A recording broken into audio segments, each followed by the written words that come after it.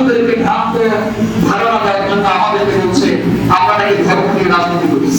এর আগে একটা সময় বলে বলবো ইসলামের রাজনীতি নাই, বলতো না ইসলামের কোনো ভোট নাই, কোনো রাজনীতি নাই, যারা আলেম ওলামা তারা কেন রাজনীতি করবে, তারা কিন্তু মসজিদে, তারা কিন্তু বেয়াদবি করবে, মানুষের বাড়িতে মিলাদ করাবে, দাওয়াত খাবে।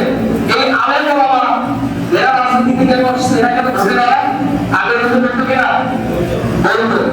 এখন তারা সেই কথা বলছে যে জামাত ইসলাম তারা ধর্ম নিয়ে রাজনীতি করে, ধর্ম ব্যবসা করে। এই ধরনের তথ্য আমাদেরকে দেওয়া হচ্ছে। আমরা তাদেরকে বলতে চাই আমরা ধর্ম ব্যবসা করি না, আমরা ধর্ম নিয়ে রাজনীতি করি না, বরং আমরা ধর্ম নিয়ে রাজনীতি করি, আমরা ধর্মের রাজনীতি করি। কথা বলা ঠিক কিনা?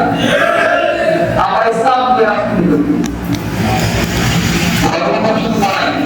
যখন নির্বাচন আসে তখন ক্ষতি করে, নির্বাচনের সময় আতঙ্কি করে, নির্বাচনের সময় নামাজ করে, নির্বাচনের সময় দেশের পানি সাজার চেষ্টা করে, তাই না?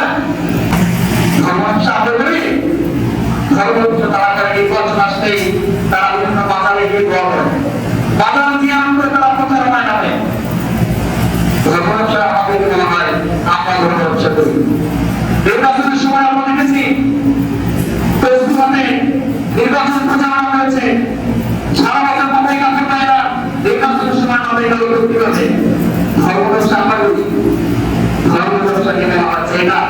নির্বাচন আসলে যারা প্রতি ইমানদার সাজার চেষ্টা করেন, হাজির সাজার চেষ্টা করেন, নামাজ সাজার চেষ্টা করেন, এরাই হচ্ছে ধর্ম ব্যবসা। এগুলো আমার ঠিক না। এই জন্য আমাদেরকে ধর্ম ব্যবসায়ী বলেন, এগুলো মিথ্যা প্রচারণা মানুষ আর পছন্দ করে।